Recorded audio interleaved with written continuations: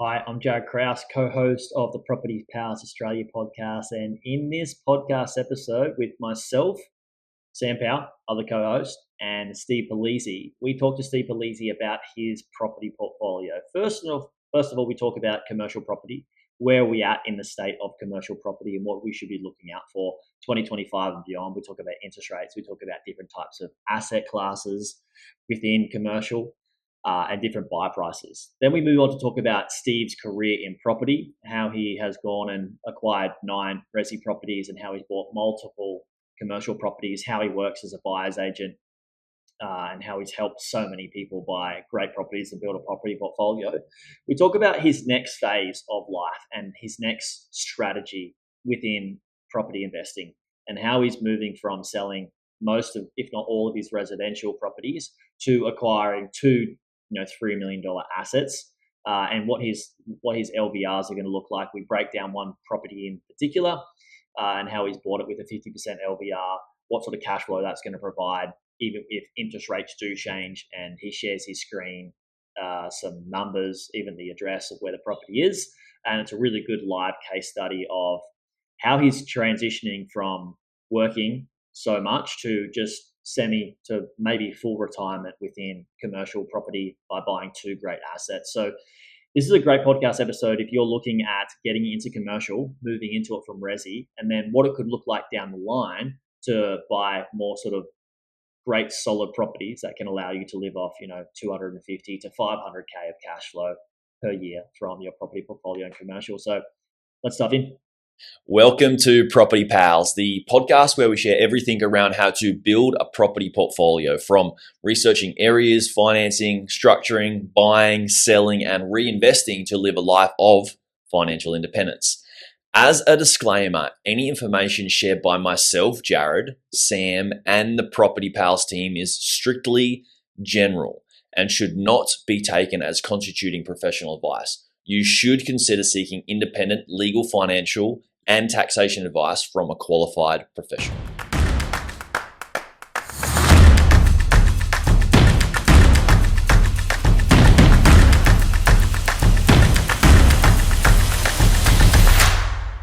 Steve, welcome back to the pod. Can't believe I have to talk to you guys again. The beard's gotten longer, I feel. You love it. You love it. I imagine I've been on your podcast more than anyone else because we did the little 5 series. Well, the series was solid. Yeah, it was a good series. And I'll give us an update. That was about 12 months ago now. Where is the landscape of commercial in mid 2025? What are we looking at? What are the 3 biggest changes, and what should we be aware of? Yields are starting to compress because there's actually more buyers actually hitting the market. That comes for a few reasons. Idiots like me doing podcasts and books, and all the other buyers agents doing the same thing, publicizing it, which isn't spoken about because we always talk about data, but you can't represent knowledge from socials into the equation. But you got to remember, if 10 times more people are aware and looking, that's 10 times more demand with the same supply. So I actually think that's going to be the biggest growth driver moving forward. And that's what's pushed people with the high interest rates. They've all been capped out of servicing for resi. So they're like, oh, let's look at commercial because we can get lease stocks and keep moving forward. So there's just way more awareness. I know just from inquiries and every time I do a post on commercial, instead of getting 200 likes, it's kind of 1,000 people watching it. So things are starting to move that way. Vacancies are still really tight. We're mainly buying industrial and suburban retail, which is one of the ones we're going to talk about today. Office spaces is similar. There are some opportunities. You are still buying good yields. You can get 7% yields, but in most capital cities, vacancy rates are still 15 to 18%. I don't think it's a market you have to ignore, but I think we're still 4 or 5 years away before I'd actually be putting my money into it. I got a bit of a question on that one. What happens in the resi space, right? There's a bit of it feels like it's more the fluctuations seem to be greater with these large scale buyers agents. People understand the value a buyers agent gives, they go to them. In the commercial space, you also work in resi space, let's be honest. But what happens for those people listening? After that sort of flurry of you go into a market and then you don't see enough value anymore based on yields and sort of the capital growth. What generally are you seeing? Does the market slow down, pull back, or is it then the rookie buyer ends up just sort of like potting along and just sitting there? Like, what are you seeing on the grounds there the last few years? It's to be honest, just getting harder to find a good yield. So like where if you came to me 3 years ago, we're buying 6.5. Now we're buying kind of 5 to 6% on average in the capital cities. But there's external circumstances that drive that. So like interest rates is obviously a big one. If we keep seeing interest rates coming down, that's going to push kind of prices, more demand there, and that's going to keep it that way. But then rental increases have kind of played a part as well. So over the last kind of 24 months, industrial rents have generally gone up 15 to 20%. Over the last 3 to 5 years, they've gone up kind of 40%. So all of a sudden, when you've got a commercial that's valued based on the rent that you're getting, that's an aspect to it as well. So if you've got the rent that plays an aspect and you've got interest rates, which is changing your cash on cash return, those can kind of happen out of sync.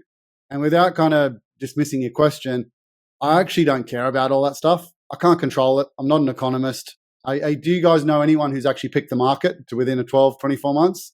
Yeah, Sam Powell guy's pretty good at it. He just pulls it out his ass. Just check his Google reviews first. He's got a good review from me in Resi for sure. Yeah. As long as you're buying fundamentally and you can handle the storms. So like make sure you've got enough buffer, make sure you can handle extra interest rates or periods of vacancy. Like the market's going to look completely different in 5 to 10 years. But if you keep the fundamentals of like a good land component in an area that needs service, i.e. for like commercial, that's like the car mechanics and the wholesalers. And like you go by in Brisbane, for instance, like with the Olympics coming, there's so much infrastructure going in it. They need a warehouse to store that space. And it's going to come in ebbs and flows. You might even find, all the people talking about the Olympics, how it's going to give it a kick. It'll give it a kick, but what they're not talking about it is the actual downfall of it after the Olympics, when you've got all this stock where you don't need it anymore. And I personally saw that with the Sydney 2000 Olympics. You walked around like Olympic Park in the following 7 years, it was empty. Crickets. It was literally ghost town. So you've got that kind of roller coaster. And the same thing happens with residential as well. The Sydney market didn't really get kick off until 2011, 2012. So all that talk about, the Olympics, it's a factor, but it's not the only factor. That's why I always focus on scarcity, because I'd rather buy a 5.5% yielding commercial that has better rental increases, better capital growth, lower periods of vacancy. It means I can weather more storms long term. No, that didn't really answer my question, mate. But I guess it's to answer your question. If you got lots of people, I think you're talking about like a false floor economy. So you get there with residential where every second buyer's agent, because they all use the same software systems, flood a market, it push prices up. The owner occupier goes from 70% down to like 30%, and the investor goes up to 70%. They traditionally used to happen. Like I was one that jumped on the buyer's agent bandwagon 10 years ago and was buying in Logan and all that type of stuff. They've still done all right long term. Commercial, it's a bit different. It just compresses the prices a little bit. However, most markets of Australia, because we've kind of got such low unemployment, owner occupiers are outweighing the investors. So if you spoke to me 7 years ago, I was telling you a tenanted property was worth way more than a vacant one.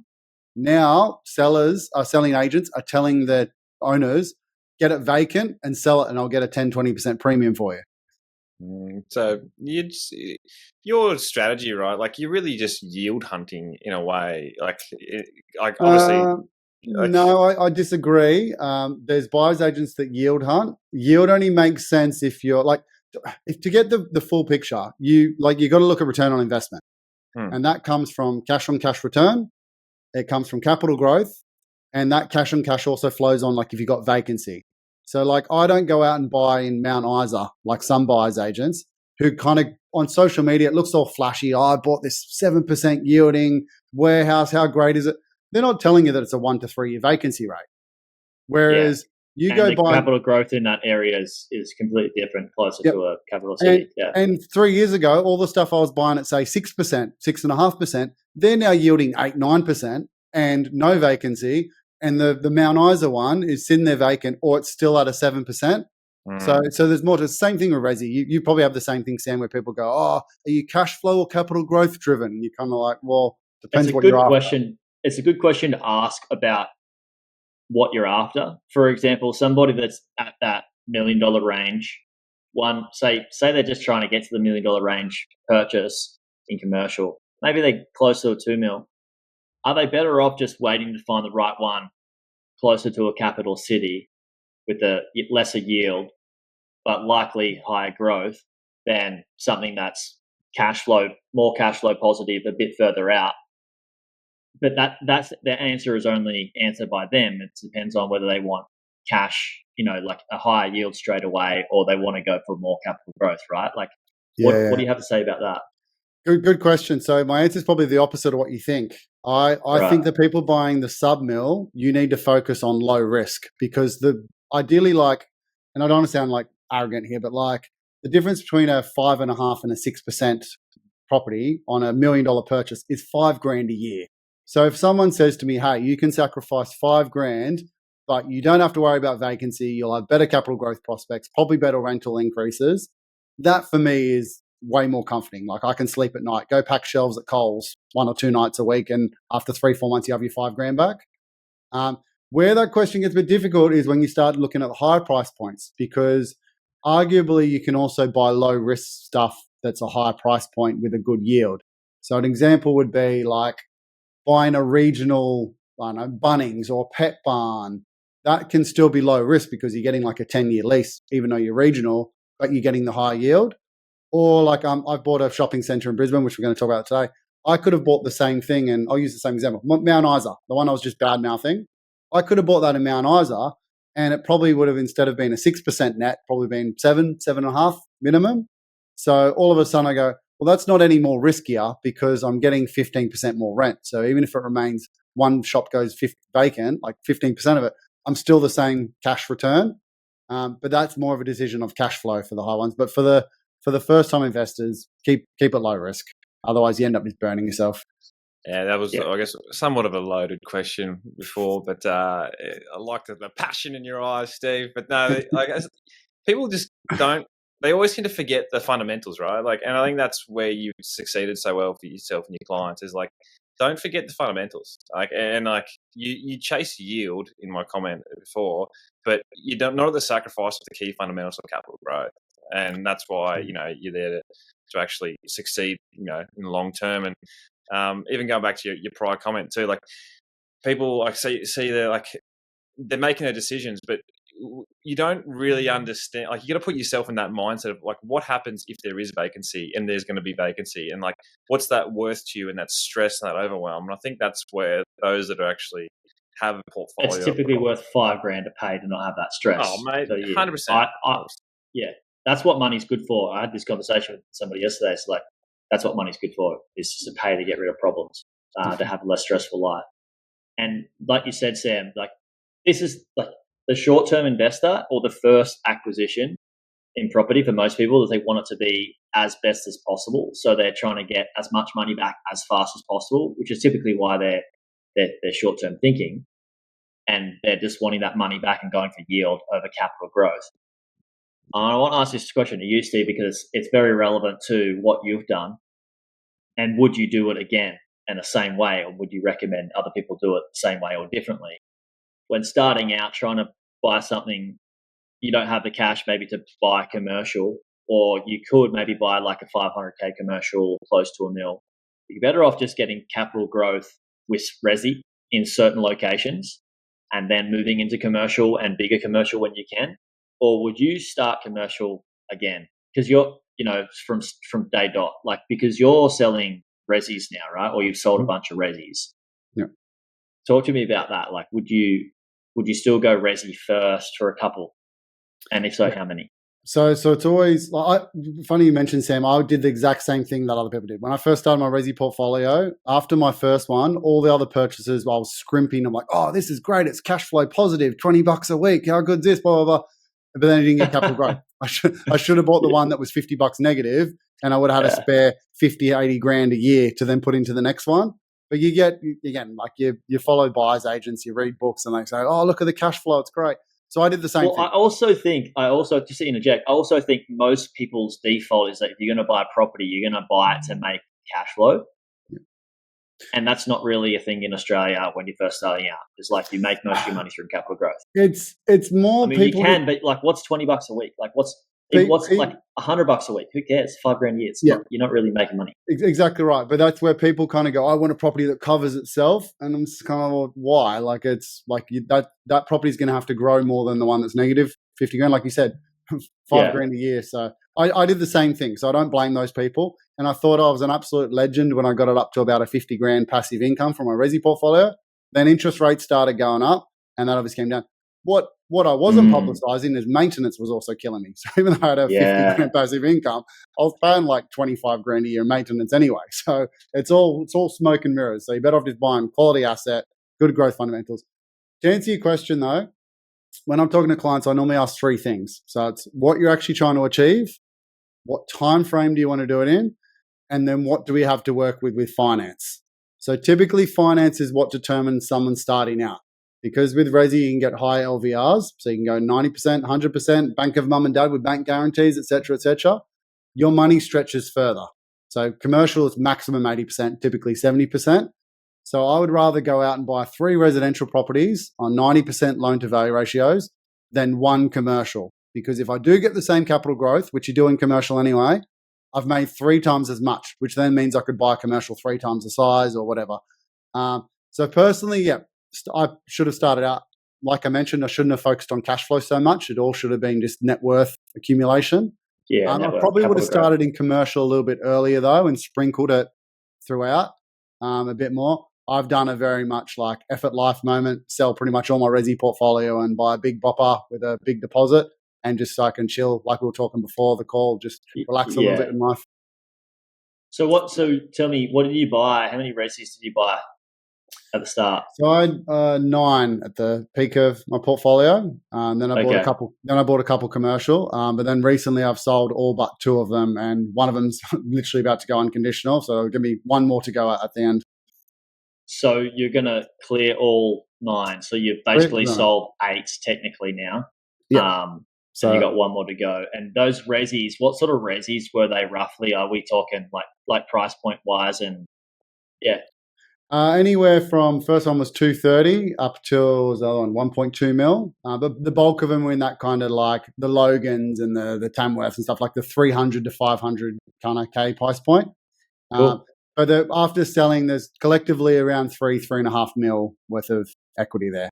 So great, congrats. And would you say that you like the 300 to 500K range over like the 1 mil range? If you're going for capital growth, it made sort of sense back in the day because like it was the best kind of bang for buck where it wasn't too negatively geared and it wasn't hurting my servicing as much as it should have. But I want to like reiterate, like we said before, I was kind of counting the pennies. Like one of my best and worst purchases, I bought an apartment in Cairns for $30,000, and that rented for $160 a week.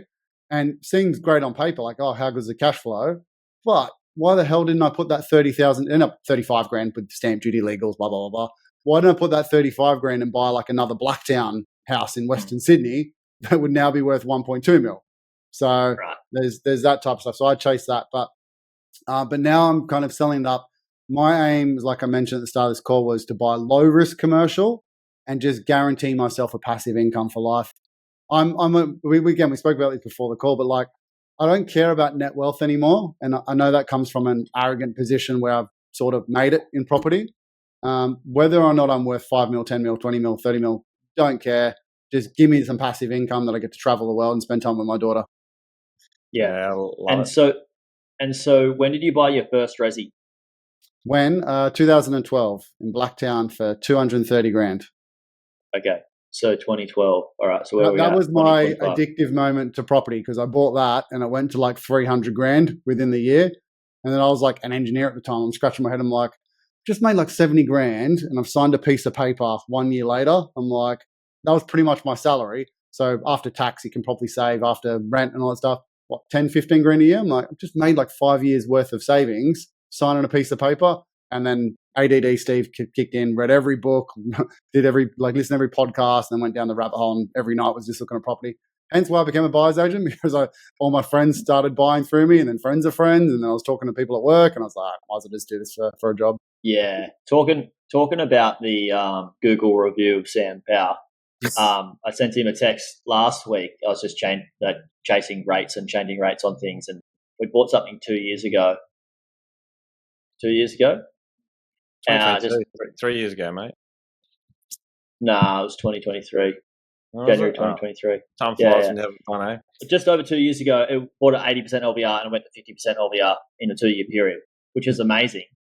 And then that's just 2 years. I want to reiterate, you did this, the great growth you got from your first property, you've been doing that for 12 years now. So people listening, just realize it's not like, I'm just going to buy 9 properties in 5 years. It's not a get rich quick scheme. Trust me. And even when people say you've got a passive income, I always correct them. And there's been nothing passive about my portfolio. There's been lots of nights up till 1 a.m. looking for deals for about 10 years straight. So it's like, if I was working, I probably would have earned an income from that. So there's nothing about. But the difference is once you get it to a point where you're there, you can switch off a light and just be done. It snowballs then, and the compounding now of where you're going to next. Sam, you're going to ask something? No, I just want to get into the meat and potatoes. But first thing, Steve, you mentioned you're not. There's. I'd say you are a legend, mate. So I'm glad you're in this space for us all. But no, you've definitely changed people's lives. And look, proof's in the pudding. It feels like the butt's coming. But how come you didn't retire in 5 years like they say that is possible on the what I want to get into is this deal, man. This deal, let's talk about it, because if you want to learn more about Steve's obviously journey, he's scattered throughout the whole of YouTube, Instagram, OnlyFans, TikTok, whatever you want to do, go have a look. He's got a portfolio, a man of success in this space, but everything comes at a cost, right? There's no get rich quick, but what people need to understand is there is different phases in their journey, and let's talk about this deal that you've this new phase. So cool. you sold up. So you've sold 8 basically now. Technically, you got 1 more to go. And was this to generate how much in deposits, and what's the next phase look like? Yeah. So this is, I'm actually leaving money on the table for future wealth because of this. And what I mean by that is I did a film on this purchase. There was a shopping center for 3.175, so 3.1 mil. I did a 1.5 mil deposit. I theoretically could have stretched that. That's a 50% deposit effectively. I could have got a 70 or 80% loan to value ratio and went out and bought a 5-6 mil portfolio. But that would kind of, with interest rates where they are, not give me the passive income that I wanted now. This property, because of the big deposit, is actually going to be paid off in about 5-6 years, and it's going to give me a 250 grand passive income. Debt free, no risk. If I lose a tenant, there's 8 tenants. If I lose a tenant, doesn't matter. I still get 7/8 of that. If I'd stretch that money, I'd still have to kind of keep working for 10 years, which I don't really want to do. But if the portfolio doubled in the following 10 years, I'd have an extra 3, 4, 5 million equity. So it's that kind of balance. And that's where I mentioned, I'm not caring about, I don't need $1 million passive income, or I don't need a 20 mil portfolio. This is, how do I spend as much time with my daughter now with as low risk as possible, and putting that deposit down. I'm going to buy 1 more. So I'm going to buy probably another 3 to 5 mil-ish, most likely industrial complex, just to diversify and again, have more tenants and then be done. So let's just pretend I bought 2 of the same size. So shopping center, 3.1 mil, industrial complex, 3.1 mil. 5 years time, I'm going to have $500,000 passive income, no debt. And people are going to be like, oh, that's amazing, you're $500,000. I don't actually have a big portfolio. There's plenty of resi buyers agents that have way bigger than $5 million portfolios, and they're working their butts off for 10 years to service the 150 grand negative that it is. Whereas I've got the exact opposite problem. I've just got, even now, the property's 100K positive from the get-go. So I've made an income just from transferring my resi into this commercial. Smart. Yeah, because it's when you think about the resi, you're making all that money through resi, but you've got 9 insurances per year. You've got 9 properties to be maintained per year, 9 rates, waters, electricity, all that sort of stuff. Commercial, you're not paying all of that. Everything's covered. All the outgoings are covered. So basically, I get about 200 grand income from the property. And there's a 20 grand property management cost, and that's pretty much it. Do you want me to share some stuff if they want to check out? Yeah, let's have a look, because I'm I'm fascinated. I just think this is something that while you're bringing up stuff, it's what you're doing now is a really good thing for people that have come into some money that should be thinking about. Like, say they're selling a business or they're selling up a bunch of assets and they want to go, I don't want to have too much debt, but a little bit of debt would be good on assets for growth. Mm-hmm. And then, but I want cash flow as well. And what sort of equation do I want? Do I want to go with a 50% LVR? Do I want to go with a 30%? I mean, a 70% LVR? A lot of the common. And it's. Okay. Yeah, it's just where you're at. Like, do you want to get more growth faster and have less of an income, or do you want that income and just do some really cool stuff right now? Yeah, well, the common one we get at work is when people get like an inheritance from grandma or their parents got and then they normally just go, I'll pay off my mortgage, which is fine in isolation, but then you're still gonna have to work because like you need money. Whereas like a lot of times they come to us and they go, oh, can we buy like a low risk commercial, get that $100,000 passive income, which helps with the mortgage, and then they're in a better position in 5-10 years time as opposed to wait until they're 65. Yeah, absolutely. But can you see my screen all right? Yeah, everybody watching, just jump on YouTube. We're going to start sharing some photos and some scenarios here. We've got a photo here of what is this, Steve? So it's in Regent's Park. So full disclosure, I'll give a location. I've actually got a YouTube where I break it down for like 15 minutes and do all the numbers and that, but I'll try to talk through it. It's a shopping centre in Regent's Park, 8 tenants. So it's got like the Food Works as the anchor tenant. It's got a bakery. It's got a cafe. It's got a laundromat. It's got a hairdresser. It's got a fish and chip shop. It's got all the usual type of stuff. It's next to a major kindergarten and it's next to a major state school as well. So just awesome. And I'd go, you're on a corner block there too, mate. So that's corner block, but this is why I bought it. So I bought this at a 6% net yield. We buy shopping centres for clients at 6.5% net yields all the time. However, they're the parallel kind of street shopping strips where the car spots are just kind of next to it. You don't have the big plot of land. So like we bought one for a similar price for a client a couple of months ago. They only had like 2,000 square meters. So I'm getting an extra 1,500 square meters, which doesn't give you a return on investment, but it gives me a safety buffer in 20 years time if I want to develop it or put a DA on it or build extra rentals. Right. But next to a major state school, no competition within 1.5 kilometer radius, i.e. no other shops. So that 1.5 kilometer radius actually ends up being about 5,000 5 square kilometers of land. The houses in Regent's Park generally sell between 700 and 950. So, worst case in the future, I'd chop this thing up, build 9-10 houses on it kind of thing and sell them for $700,000 each. But I didn't buy it for that. I bought it just because there's no competition. In the last 10 years, there's only been 2 vacancies and the longest period of vacancy was 6 months. And then I got it from there. One of the things I want to point out, so like I actually kicked a tenant out, and this is what we were talking about before about getting a good quality, low vacancy rate region. I kicked out the tobacconist because the lease was ending. And for those who don't know, insurance premiums are going up through the roof for tobacconists because they keep getting firebombed, etc. Jaryd. They're going up from like typically a couple grand to like 15 grand sometimes. So I'm like, I'm not dealing with that in the future. Let's just get them out. 2 weeks later, I got a barber shop. Instead of paying 30 grand like the tobacconist, is now paying 38 grand. That $8,000 on a 6% cap rate is actually 150 grand. So me actually just changing the tenant, I've made $150,000 just from $8 grand. Now there's a precedent. So as all the other leases come up, I'm going to bump their rent up 5 to 10 grand as well. And that's going to add 1.2 mil extra value in it. But like I said, I just bought it because it ticks the usual boxes. No competition, tight vacancy rates, lots of tenants, good land mass, like just ticks all those kind of the usual ones. How much did you buy this one for? And 3.175. So I'm going to show you some numbers here, which is really cool. All right. Let me just stretch the screen a little bit for those watching that. All right. So bought it for 3.175. Just everybody listening, check this out on YouTube. There's a really good breakdown of numbers here. I'll talk it through, but this is where I want to talk risk. So it was about 200 grand rent, but like I said, it's property management. So it's actually 191. It's actually 202 now because I got the extra rent coming in, but let's get to 191 rent, 28 grand a year depreciation, but ignore that. People always count that like, oh, it's great for cash flow, but your property's still depreciating that value because it means in 10, 20 years time, you're going to have to do some renovations.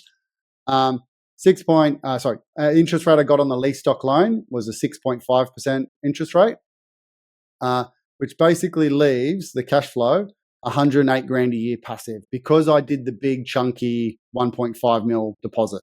Yeah, I was going to say, how did you get an interest rate like that? But obviously, because the deposit was no, close to 50%. they're coming down. There's quite a few at the moment. Like we're seeing some clients get 6.3, but the loan rate changes based on the LVR. So if you go like an 80% LVR, Exactly, 70%, it's kind of up like 6.8. If obviously like self-managed super funds, even higher. If it's full doc, it's even lower. But then obviously with the full doc, you need to be able to service that debt. But this is the cool part of it. So if interest rates go up, and they're actually not, they're going the other way, which is even better for me.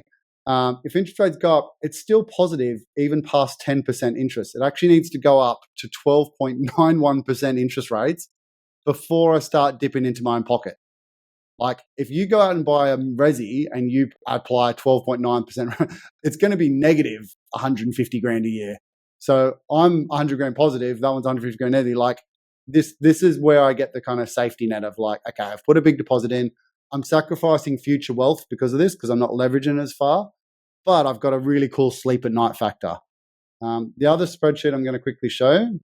Zoom in. My mind goes to maintenance as well, like maintenance expense. Obviously, tenants pay for some of that, but tenants look up because there's a body corporate. They're effectively paying the body corporate rates, which covers the maintenance.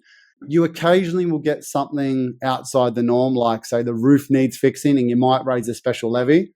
It's a bit harder in some circumstances because obviously if a new tenant signs on, they're not going to do it. So I don't want to kind of pull the wool over people's eyes. When I did the build and pest, again, here's another negative. The back retaining wall is on its way out. And by that, I mean, probably in the next 10 years, I'll need to replace it. That'll be about 100 grand. Like it's not a small chunk of change, but when I'm getting 100 grand a year, if I last 7 years at 700 grand, instead of 700 grand, 600 grand, then I start depreciating that, et cetera, et cetera. So like there are some negatives of that. You can avoid a lot of that stuff based on the type of property you buy. So if you go buy an industrial, there's not much to do. It's 3 concrete tilt-up panels and a roller door. Biggest thing you're probably going to have is a damaged roller door, which you can actually get insurance for, or like a leaking roof, which you're just going to repair, and that's going to be anywhere between 20. Also, 50. to note, like when you look at that through building and pests and you're doing DD, you use that retaining wall as a negotiation strategy as well. Spot on. The funny you mentioned that, Joe. So I actually consciously overpaid around 70 grand for this property. Like willingly, like I got a fully qualified value in my team. He's like, oh, it's only probably worth 3.125. But I knew that because I'm friends with the agent, there was 5 other buyers sniffing around and other ones had like terms on contracts. So I was like, this is actually a good thing. Like if I have to do a fire sale and get rid of this is a high in demand property. And like percentage wise, 50, 70 grand over 3 mil is absolutely nothing. It's like, what's that, 2%? So it's like going to buy $1 million resi and paying $1,020,000 for it. Like you'd do that if it was a premium residential. So I consciously overpaid for it. But for those reasons I said before, the security, I didn't want to sit there looking for another 3 months. So I kind of did that. But this is the cool factor. So this spreadsheet, all it does is generally works out what the cash flow is. I've actually been conservative with the cash flow. It's like I said, it's 100 with this one just because there's some buffers in it. And I put the cash flow back into the debt. So back into the 1.5 mil debt. And you actually see I've got a 200K plus passive income in 7 years. In 8 years' time, it's close to a 250 grand passive income. So, and in reality, I've mentioned before how it's going to be paid off in 5 years. That's because of my business and other personal expenses, such like you can do extra contributions effectively. If I buy 2 of these, in 5 years' time, I'm going to have a 500 grand passive income. If I just leave these properties alone and don't do any contributions, in 7 years, I'm going to have a 500 grand passive income. Like that's the powerful one. You try to do these numbers on resi and your plans turn into 20, 25-year plans. Sinking fund too. Did you have any funds in that one too when you bought it? Nah, this one's a bit of a deal. The owner was privately managing it, so that got a bit more complicated with it. But yeah, there was effectively one, but it's not a formal setup one. It was basically like a bond transfer from the tenants. Congratulations on that acquisition, Steve. When do you settle, or have you settled already? That's settled probably now 4 or 5 months ago. Okay. And so you're still selling. You got effectively one more resi to sell, and then you're probably already looking, right? Yeah, so I'm For already your looking. next 3 mil. I'm actually undecided on the last one. It's like this a house that's got granny flat potential, and I'm actually weighing up. I actually can't decide, which I know I'm supposed to be a property strategist. Of like, do I just spend the 200 grand on that and get $550 a week rent, or do I just flog it and buy another commercial? That's because I'm doing okay business wise. So I probably will sell it, but again, it's the numbers aren't too bad at the moment if you build a granny flat on it due to the rents. So, say for example, you sell it, you get that little bit of extra cash there to put towards the next deposit. What sort of asset are you going to then look at next? Is it something in a similar state or not because of land taxes? And is it going to be a different type of asset class, and why? Like, what's your thinking? Just for people that have maybe, 3 mil that they want to dump into commercial and want to maybe buy 2 assets like this. What sort of risk or what are you assessing? How do you look at it? So I know again. So basically, I'm going to try to diversify the risk. The funny thing is when people talk about like retail being a risk, what's going on in like retail spending actually has nothing to do with this type of asset. Like when they talk about like, oh, retail spending's down, they're talking about like online and Westfields, and like they're not talking about their local cake shop. So like the local cake shop doesn't close down because retail spending's down. So I'm not against buying another retail, but like you alluded to, I'll diversify the asset class. So I'm probably going to go on multi-tenancy industrial in a different state as well. And that's not so much because I'm worried about, that property might be in a similar area or land tax or whatever, just because obviously states with their budgets and all that type of stuff, they can kind of turn it about. So just get in a different area for diversification. Land tax and all that's a thing, but most likely go like a New South Wales or a WA, good bang for buck in warehouses there. But again, lucky for me, I've got a team of 5 acquisition staff looking full time, so I'll see what comes up and make the decision from there. But multi-tenancy would most likely be it, multi-industrial, or if I get a blue chip tenant. So like we bought a pet barn in Newcastle for a client with a fresh 7-year lease. That was like a big warehouse with multiple roller doors on it. So down the track, if they leave in 7 years' time, you can put up a firewall and then separate the tenants. So I'd kind of fabricate that down the track. But it also means for 7 years, I'm kind of covered. So I'm not against that. This is the difference with commercial. The fun part is it can be so varied. The annoying part is you can't actually put your finger on exactly what you want. Good way of putting it. Yes. I'll double down too. Like, sorry, Jaryd, interact, but like people might be listening to this going, low risk, like 3 point, let's call it 3.2 round up, like one thing that I love about that deal, not only is it land size, future double potential, but like multiple tenancies. That's the reduced risk in income, because I think that's the biggest thing with commercial too is, like security of income is pretty important, and that's what I guess reduces it dramatically. And then you get all the other add-ons as well. So that's like it's a sweet deal, and I like your mentality too. Is like you were happy to pay a little bit more because like once again you're reducing risk in that there's going to be a buyer on the back end, in any sort of economic climate, because people are thinking, oh, there's going to be another GFC, there's like some financial thing, like there's always a black swan. You never know when it's going to hit you. But where you do succeed is if you do have to sell, having an asset that people do want to buy, and that's even more important, I believe, for like your stage of your like investing journey where you are consolidating into higher quality assets. Like you don't have multiple to sell. Like you only have potentially 1, 2, or 3. But not that you put yourself in that position to sell them anyway. But yeah, I think you've done. That's sweet.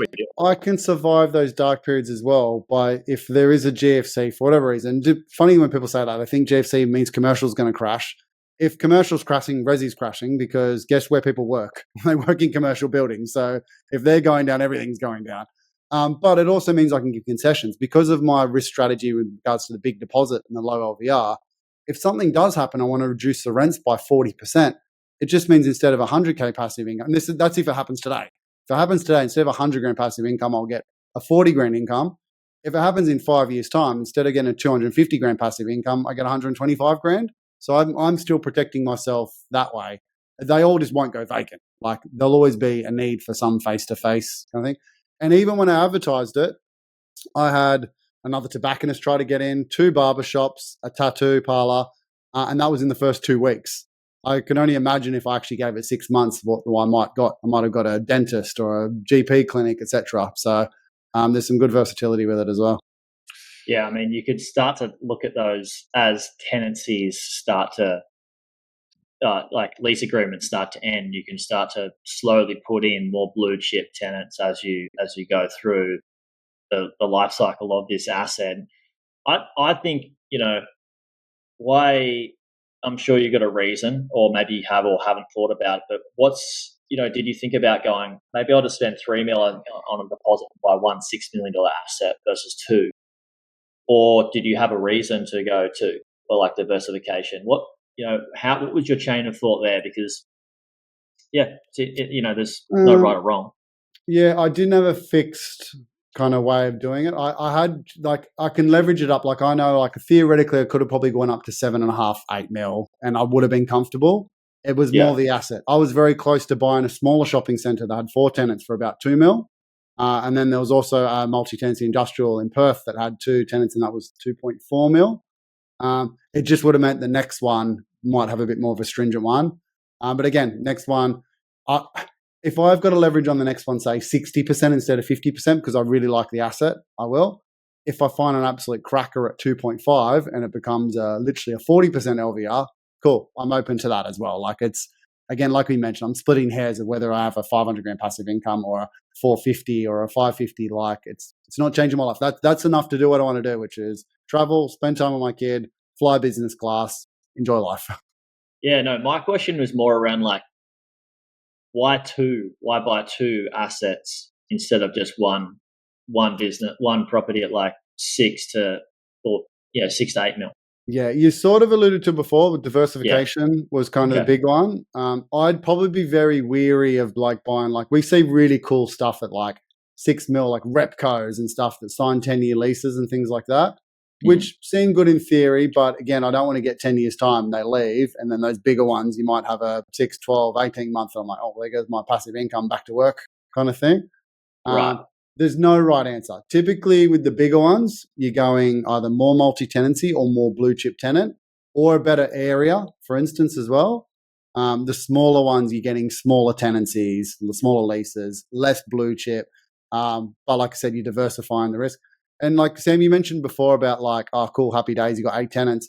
That's also a negative in regards to management as well. Like, I'm paying a property manager 20 grand to manage this sucker, because there's always something going on. Like, because you got 8 tenancies and most of them on 3-year leases. There's one on a 7-year, one on 5 years, but most are 3-year leases. It means every 6 to 18 months there's another lease for renewal, another negotiation, another tenant whinging and saying they want to reduce. We had a shop front glass window get smashed in a couple months ago. So dealing with that kind of thing there. Prior to me buying it, when we were under contract, they found a guy masturbating in the bathroom. So they had to we put new security footage, like going into the toilets with a high, like there's manager, but I don't do that. I'm paying someone 20 grand a year. But the reason why I'm pointing it out is, if you do want to manage yourself, which you can, just be aware it's not as passive in quotation marks as we say. Whereas industrial property, none of that issues. You don't get broken shop fronts. You don't get guys masturbating. Like, that's a different kettle of fish. I know you weren't. Your goal isn't just capital growth. It's like, let's get an income here, and that's like probably the primary over capital growth. But would the capital growth? I mean, it depends on the area and stuff like that. But would you typically get more capital growth with a lower size asset, like 2-3 mil ones, over one sort of 6 or 7 mil one? Because I know with resi, Sam normally talks about, like, if you're going to buy something for 500k versus a mil, typically there's far more demand for 500k properties because more people can afford them. What's that like in this space? Is that a thing or not really? Really good question. Typically, no. And the difference is because it's still purchased on a cap rate, which is, i.e., the return on investment. So there's someone there. The difference is it's probably hard to do a fire sale if you do have a 6 mil asset. That's not going to be a quick one. Like, if you have $1 million warehouse, I've got 50 people on the list that will jump on it right now. Like, But if you got a 10 mil one, no, that's going to have a marketing campaign with international, blah, blah, blah. So that's a bit harder. But the cap rate's still going to be there. Some areas, the big ones, are in more demand. So I live Brookvale on the Northern Beaches, and I was actually very close to buying a warehouse in Brookvale that had 2 tenants at about a 5.5% net yield. Because I was doing my due diligence, every property manager and sales agent I spoke to wanted something over 5,000 square meters. They're like, we literally have a list of 20 tenants who want over 5,000 square meters. So there's actually more demand for that one. So hence why you got to pay a premium for it. Like instead of it being a 5-6% rate, it's actually 3%. So it's like, it's case by case with commercial, but generally until you start talking the really big numbers, it's not like buying a house in Mossman versus one in Wentworthville in Sydney kind of thing. It sticks the same until you start, like he's mentioned, probably 7 mil plus is when it gets a bit of a different game. Cool. Love it. Thanks for sharing. Sam, do you have any questions before we wrap up? No. I could pick your brain all day, Steve. I love the commercial space, and like it's just important field to understand the evolution. And one thing I double down on is like it is depending on the deal, right? Like you go hunting and you find the things pop up and it excites you. Like don't go into any kind of deal with like a fixed mindset on what asset you're about to buy, because there's so many different elements. And realistically, it's more so the land that I'm sort of fixating on, but then lowering your risk, because you still got to live your life, right? And there's more to life than just having this massive property portfolio that's taking you away from things like your health and your family, like Steve talks about. Absolutely. So, thanks, Steve. Always appreciate your legendary wisdom, as we call it. Thanks for coming on. No, thanks for having me, guys. Pleasure as always. See you in a couple of weeks, I'm sure. Absolutely. Commercial property investing 2005 series, 9-part series coming up. I'm just going to take all my podcasts from your ones and make my own channel. Share the love, that's what we're all about. Everybody that is listening, thank you for listening. If you haven't checked out our commercial series with Steve, I think it's starts at episode 51 up until 50 something. There's a bunch in there. Very, very good if you just want to start getting into the space of commercial. So there'll be also links in this app to Steve's site and everything else to get in touch with him too. So thanks again, Steve, and see you on the next one. Pleasure, lads. Thank you.